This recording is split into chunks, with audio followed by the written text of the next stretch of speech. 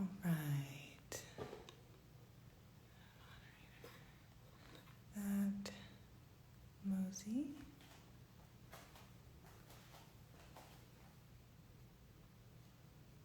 All right, welcome to the live, everyone. I'm going to take a moment to get set up and invite Dr. Vyas, and we'll also have a moderator here from my team. So give me 1 second while I get set up. You may see Leah pop in.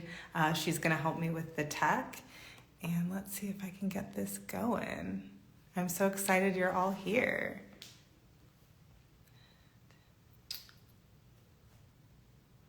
I don't know why Morgan's not showing up.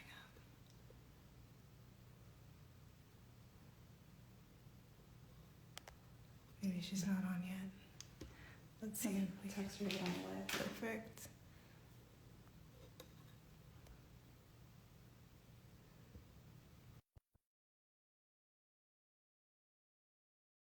Successfully invited Dr. Vyas. I wear black all the time. I just feel like it works for me for work, and then outside of work, I wear some other colors. But I'm so glad you're here today. We're going to have Dr. Vyas on. He's a functional medicine doctor, and it's going to be really informative. We're going to talk about somatics, functional medicine, how to work with doctors, what the difference between conventional and functional medicine is. So let me just take a couple more moments to make sure we're set up here. Okay, she should be in the live. Great.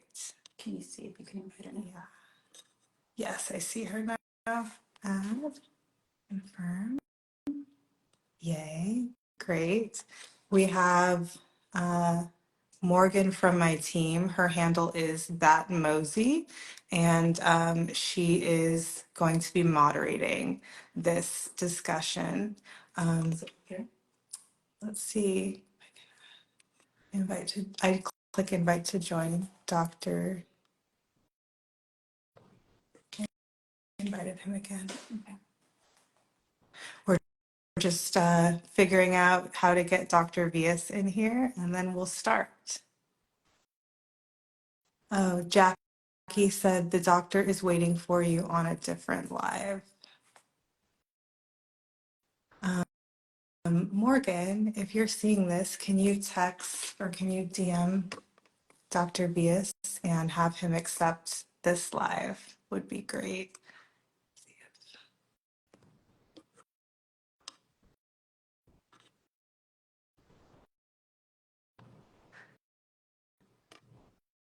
I keep inviting him.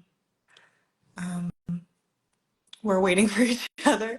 Y'all, I had a nightmare about this last night. I woke up in the middle of the night being so stressed out that everything was good, and then we just couldn't connect on the live, but we'll get it to work. Dr. Vyas is unable to join.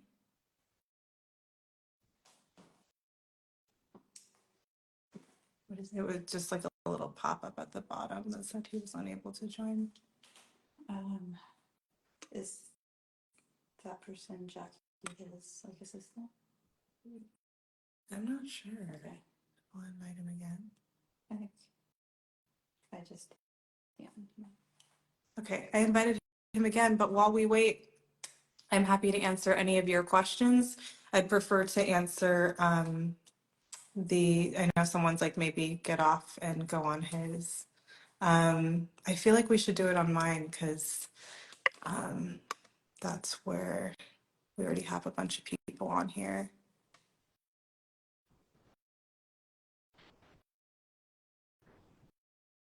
Let's see, perfect live demonstration of how to manage stress. Thank you, I'm trying. Let me invite him again. Invite. I think he just needs to jump onto my live. Okay, we have a few people from my team on it, but I have a bunch of questions for him about functional medicine, and then we'll all ask those questions. Oh, it just says he's unable to join. Oh, your followers will still come through on his technology.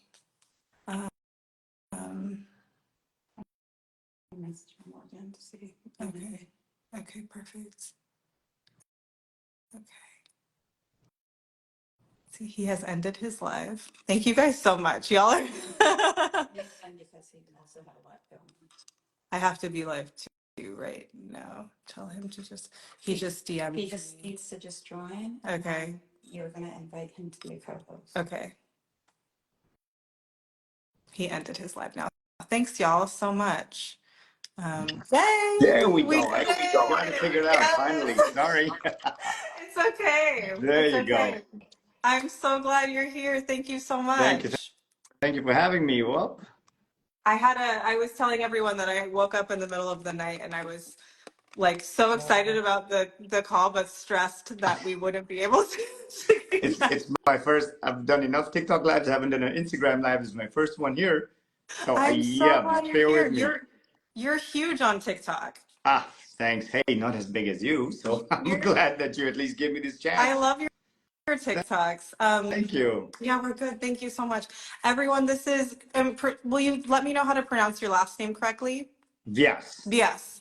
This is Yes. Dr. Vyas. He's a functional medicine doctor. I first found out about him on TikTok. He has wonderful content. And today we're going to be talking about the difference between functional medicine versus conventional medicine, what got Dr. Vyas into functional medicine, how to work with doctors, lab tests, and other questions that you all may have. We're going to talk until 1:30 Pacific time, so that's about 25 minutes or so, and we'll make sure to have time for questions at the end. So Yes. anything you want to add to that, Dr. VS? Nope. That's wonderful. Thanks for Okay, having me. perfect. So I have so many questions for you, but I'm curious, how did you get into functional medicine and what made you choose functional medicine over conventional medicine? So I'm Indian, first of all. So the first thing that happens when you're an Indian family, you have to be a doctor, Yeah. right? So I looked at being a traditional medicine doctor. Now I have a big family history of all sorts of illnesses, from your diabetes, hypertension. My mom's a breast cancer survivor. So looking at that traditional model, I was always like, hold on, there's something else. And also growing up in an Indian family, I was always introduced to things like your Ayurvedic medicine. You have a cough, you're drinking a golden latte, right? Turmeric milk. You have some issues, it's tulsi, like your holy basil. So there's always those kind of things incorporated in health. So I'm like, hold on, there's got to be a different way. So I'd love to do that. And that's why I decided to do it this way. Beautiful. I love that. I love that. Um, Why, I'm so curious about this. Why does conventional medicine not treat with any sort of herbs or any sort of, I feel like conventional medicine, at least my personal experiences when I had stress related symptoms, they Right. were never treated. And so I'm so curious about why you think that doesn't happen and kind of how functional medicine takes a more holistic approach to that. So the first thing with traditional medicine, I love my medical doctors, but their training is, it's not basic, but they're kind of governed by certain things where they tell them, okay, this is the only labs you can run, Right. right? So they're doing very simple basic lab work, which does not give you enough information. And that's why as a functional medicine doctor, we call it diving deeper to look for root causes. And that's something that they miss. So what happens is for them, it's, well, I got some blood marker that's off. I'm going to give you a pill to kind of help bring that marker back into check. And that's all they can do, right? Well, when it comes to functional medicine, we're looking at the body as a whole instead of just fixing, like, again, traditional medicine has all these specialists, a heart specialist, a liver specialist, and this. While in functional medicine, your body works together. So we Right. got to address it as a whole. And that's why we do a little bit of deeper dive, looking at different things to look for the root cause, as we call it. And then you understand. Symptoms are just the way your body's saying something's wrong. Traditional medicine, they give you a pill to fix that symptom or cover up that symptom. But the Right. problem's still there. Right. So if you fix the problem, the symptoms go away. That's Yeah. what I like. I love that. I always think of the symptoms showing up as kind of like the emergency lights on your car, right? They're speaking to you and growing up American, like we always think, oh, this is such a bad Right. sign that I'm getting migraines every day. Let me just get rid of these migraines without ever looking at why am I getting Oh, migraines? we also want a quick fix, right? I want my Right. migraine gone today, not a week later. Right. So that's one of the reasons why everyone reaches for something where they're like, oh, the pill's going to help me. I'll take it. Right. Right. So traditional doctors literally really can't really address the deeper cause. They miss, right? Right. That's the other thing, right? So they're missing a lot of half the picture, because you're just looking at very general stuff, which just says, okay, yes, some of these markers are off. Why are they off? Right? That's what we like to look for. So that's the thing. Do you think that with all of the conversation today about the nervous system, stress-related illness, even Dr. Gabor Mate's books, do you think that traditional medicine is going to start to integrate kind of a more holistic understanding of health, or even start to integrate trauma awareness and how the biological stress response affects the body? Or do you think they're kind of, people need to start seeking out different approaches? So there are some doctors that are kind of more interested in that, the whole mind-body connection, after it's become so big. But there's still some that are still stuck in the old ways of, no, this is how it works. This is the medicine that's going to work for it. And that's it. So yes, that's why I say now there is this whole branch. That's why functional medicine is gaining popularity, or people are looking for different ways of how do I solve my problem versus just covering up symptoms. Yeah. So we're hoping, and there has been a lot of medical doctors too that are turning into functional medicine doctors, because they understand that, hey, we need to address the body as a whole versus me just fixing the liver or giving a pill for the liver or something. Right.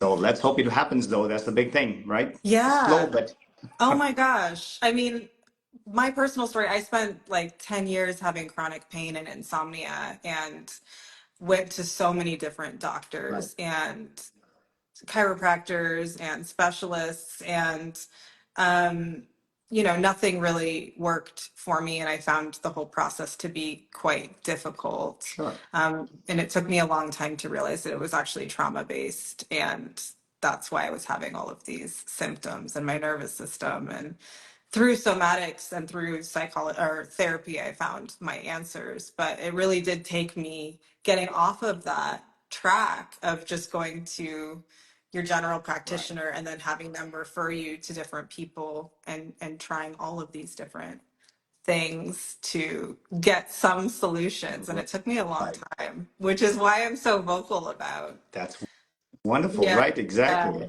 And that's one of the reasons why I kind of sort of started this channel, was the education part, just what you mentioned, right? People are looking for an answer, they just don't know what to do. And there's so much noise out there anyway, right? Everybody's saying, oh, you got to do this, you got to do that, or don't eat this and don't eat that. What's the truth? So yes, I love what you do too, because again, it's just a matter of educating people. Yeah. Once they understand that, oh, there is a different way, Yeah. then you know what to do. 1,000%. Right? Yeah. What do you think people should do if they ever feel dismissed by their doctor, or they're experiencing medical gaslighting, or like someone goes in and has all these symptoms and the doctor says, it's all in your head? That's happening too often nowadays, right? I get a lot of patients that women come to me and they say, my doctor said everything's normal, or my lab is normal. You're fine, or it's in your head. That's not the case, right? The normal lab work, or the ranges in some of these lab works, are very wide. So you can call anywhere in between and they're like, hey, everything's fine. Your lab looks normal, but you don't feel normal. And that's the thing I get from women. They're like, my lab work shows normal, but I feel like crap. What's going on with this? So it's just a matter of, when you're kind of creeping up towards the edges of the high and the lows, it's your body saying, hey, something's going on. Let's pay attention. Now, medical doctors, unfortunately, or the conventional route is, they can only treat you if you're over or under the ranges. They cannot do anything if you're in range. They're like, hey, it's normal. See you later, right? Or here's an antidepressant. That's what it is. Yeah. So with functional medicine, if you're inside of the range but having symptoms, you can get treated. Exactly. Okay. So we also call, there certain functional ranges, as we call them, right? So the way I said, those ranges are very wide, but functional ranges can be a little bit more narrow. So if you're over those, then we're like, okay, something's going on. Let's start working on it before you get really bad. Yeah, that makes so much sense. It feels so relieving to know that this is out there, and I'm so excited to share your work in functional medicine with Thank my you. community, Yes. because I know a lot of people in this community do have unexplained health conditions or have been struggling with health symptoms for a long time and can't get Right. answers with the more traditional route. So if someone were interested in pursuing functional medicine, definitely follow Dr. Vyas and start to listen to his content, and it's super educational and there's a lot of great information in there. But how can they get additional support in So that direction? if if you again if you're not getting the right answers from your doctor, the way I said, be your own health advocate. Mhm. That's why I kind of sort of made these videos, because it was more like educate Yeah, yourself, learn exactly what's going on, so you know what to ask your doctor. And if they're not listening to you, it's your health. right, Find another doctor, right? right. Or find a functional medicine doctor who will listen to you and say, hey, let's dig deeper. Let's find out what exactly is causing the problem. Yeah. So that's a big thing. Yeah, I think it's so important. I think a lot of us feel like the doctor must know what they're doing, so we have to just listen to Listen. what they say and not seek out a second opinion or try to go with a different style of doctor. Like we kind of feel like, this is the doctor, they know everything. A lot of people feel like they don't know much about their body. Right? So I think it's really, really important to self-advocate and to be like, no, I'm still feeling bad. I'm going to go to another person and see what they say. Right. And I think that's one of the big things with this social media stuff. Again, like the way you educate people on certain topics, nobody might know about this. And they're like, oh, there is something different I can do. Right. Yeah. Versus, oh, this is what my doctor said, and I have to take this pill for the rest of my life. Right. Not how Right. it works. Right. Right. Is it so if you are getting dismissed or kind of feel like you're getting gaslit by your doctor, one approach that I've taken in the past, and I'd love your opinion on this, is to ask them to note it in my chart. Just say like, hey, please, can you make a note that I came in with this concern, Right. um, that you said it was all in my head. Can you please make a note of That's that true. in my Right. chart? And then I have actually had the doctor be like, well, let's actually do that test. That's true. Right. When you kind of sort of push them a little bit, they're like, oh, maybe I should do something. Right. Right.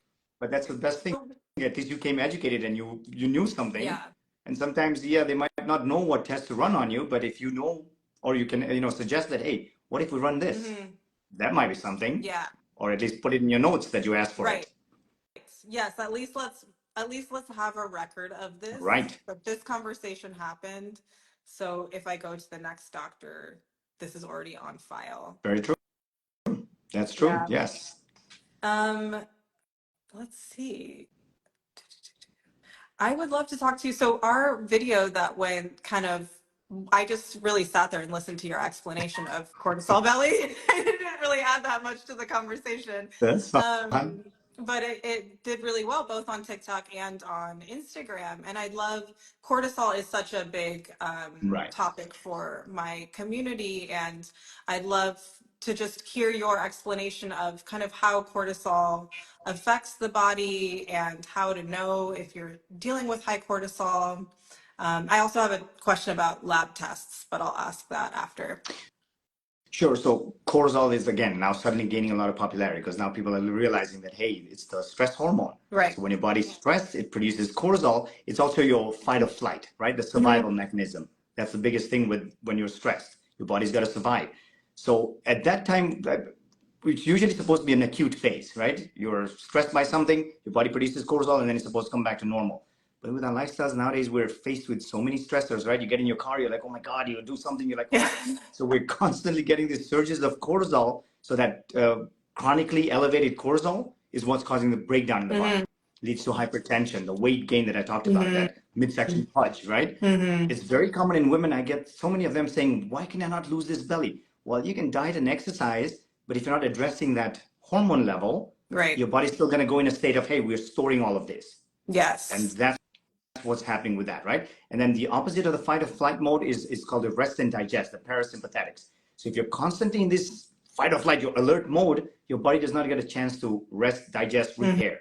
And that's how you end up with so many chronic illnesses and issues. Right. It's almost like you're depleting your body of all of its resources and then it can't re-nourish itself. Very true, exactly. Yeah. Because we have to give it a chance to repair, and that's what the body does naturally, right? It's supposed to Right. repair itself. But if you're not giving it that chance, because your body's always this way, it doesn't work. Yeah. And what does someone do if they get tested for high cortisol, and they have all the symptoms, but their cortisol labs come back normal? Normal. So the other thing is with cortisol testing, again, a lot of my medical doctors, I've got reports from some of them, nobody tests some of these hormones, especially Yeah. when it comes to cortisol. Or they'll do a blood test, right? Mhm. Now, a blood test for cortisol is going to give your cortisol levels just at that time. Right. Now, what I usually suggest is I love doing something called a saliva cortisol test. Because your hormones cycle through the day, Right. right? Right. So one of these testing is a way where you're checking your cortisol levels at different times in a single day to look at your rhythm. It's a much better understanding of your cortisol, and then you know what's going on. Because at that time, yeah, you could be fine when they checked your blood work, but what about throughout the day? What if you're one of Right. those that you wake up in the morning, you're totally fine, but in the afternoon you crash, that 2 to 3 p.m. slump, right? Where people are like, I need some coffee now. Or you Yeah. go in the evening and suddenly your cortisol spikes and you cannot fall asleep. So Mhm. that's why I love to look at the rhythm that way to understand much better versus just saying, oh, your cortisol is normal, you should be fine. Yes. So the 24-hour saliva test is a much better way of measuring your cortisol levels over the course of an entire day rather than just doing a blood test that measures for that Right. moment that That, you in happen my to be opinion, tested. right. And from what I've seen from doing this for a while now, it makes sense because then people are like, oh, yeah, it does make sense. In the evening, I suddenly have a second wind, right? Oh, and then I crash. So instead of just looking at it once, when you get the full answer or the full picture, it makes more sense. Then you know what to correct. Yeah, absolutely. Thank you. Yeah, Thank you so much. yeah, definitely. I'm gonna let some folks answer or ask some questions. I'll see what questions we already have here. Sure. I know there were a few questions about thyroid. Um, oh, is hyperthyroid related to the fight flight system? So one of my mantras I always say, if you watch my videos, I always say is hormones in your body function and dysfunction together, right? One of them off is actually going to cause some of the other guys to kind of compensate or try and fix certain things. So yes, they do affect your thyroid, cortisol, and the sex hormones. It's like a three-legged stool, right? If one of them's not working well, you don't have balance in the body. So it's very true that yes, anything with the like cortisol especially can affect your thyroid, can affect your sex hormones, everything. And what about, this is a question from Raise Your Potential. Can too high of blood pressure be from trauma? Sure, right? So Yeah. I'm sure trauma is your is your Yeah. expertise. So you tell me, right? Yeah. But I mean, yes, it can absolutely be from you're trauma. right. Essentially, trauma causes your body to get quote unquote stuck in its biological stress response, especially when you have unresolved trauma, meaning you haven't taken the steps to treat it yet. And this affects when you're stuck in this high cortisol stress response state, it affects all of the systems of your body. And over time, that can affect your blood pressure. Definitely, right? Let's see what else we have here. Is functional medicine covered by insurance? So unfortunately, that's the sad part, right? So far, it's Right. not, right? And Right. that's why people think that is, oh my God, it's expensive. It's not, right? If you think about it in the long term, yes, you're paying money out of your pocket, but you're saving thousands of dollars down the road. Right. Right. And one Absolutely. thing that I don't like about insurance here again in America is insurance governs people's health. It tells the Yes. doctor what tests and what stuff they can do for a patient. And that's what I don't want insurance telling me to do. So, right. That's so, yeah, I love that. I've never thought of it that way. And I really appreciate you expressing it like that. It's, yeah, you're very limited as a patient when you're going through insurance, and you might not be able to get the best treatment for what you actually need. It's pretty unfortunate. Even Yeah. vitamin D levels, most doctors don't check that because insurance companies don't pay for that. And it is so vital to check your vitamin D levels, right? So that's the unfortunate part. That's why I like say, okay, we don't want somebody telling me what I can can and cannot do for my patients. So, Yeah. right. Someone is asking here about fibromyalgia. And let's see. Fibromyalgia is in your head. This is Sarah Lucky 11. So I'd love to talk about the connection between autoimmune conditions and this biological stress response. From your perspective would be great if we can. Sure. So the sympathetic that we were talking about, the fight or flight, right? The Mm-hmm. high cortisol response also does, well, it suppresses your immune system at that time. Mm-hmm. But when you're constantly in that fight or flight mode, your immune system also kind of gets in an alert state where it's like, hold on, something's happening. We got to attack something. In an Yeah. autoimmune disease, the whole thing is your immune system kind of gets a little confused and starts attacking normal healthy tissue. Now, initially, it's like, what caused that response for the immune system to be so heightened all the time, right? Right. Stress is one. Trauma for sure is another one. But of course, there are other factors like your diet, your habits, Mm-hmm. your sleep. There's so many things that affect our body, Mm-hmm. right? Even the immune system itself, and that can lead to a lot of this stuff. Right. The gut health is another big one. Will you talk a little bit about that? I'd love to I hear can more about talk for the gut. days on gut Yeah. health. So that's become the biggest topic now, right? Yeah. Everyone says heal your gut and you got to take care of your gut. So 80 to 70% of your immune system is in your gut, right? And if your gut is not happy or healthy, it's also heightening your immune system. There's this process called leaky gut syndrome, right? Where you're getting larger undigested, molecules of food going into your bloodstream. So your immune system says, hey, these are not supposed to be here. And they kind of are always heightened. They're always going in a state of, hold on, we don't like this, we don't like this.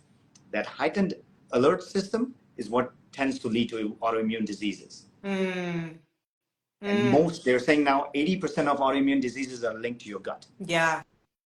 So interesting. I've also read that autoimmune is more common for women, like twice, about 78%. 78% of autoimmune happens in women.